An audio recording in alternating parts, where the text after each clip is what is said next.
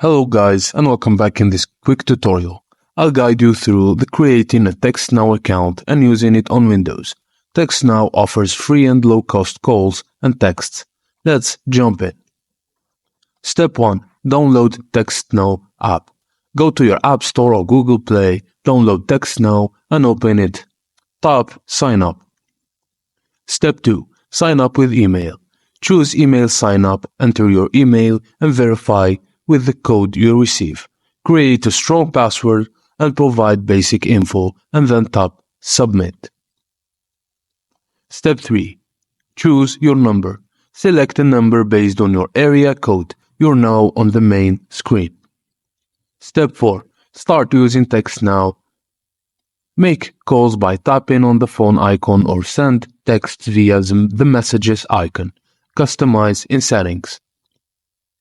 And that's it guys. Enjoy Textnow benefits. For updates, check Textnow's site. If this helped, give it a thumbs up. Thank you for watching. Please don't forget to like and subscribe, and I will see you on the next video.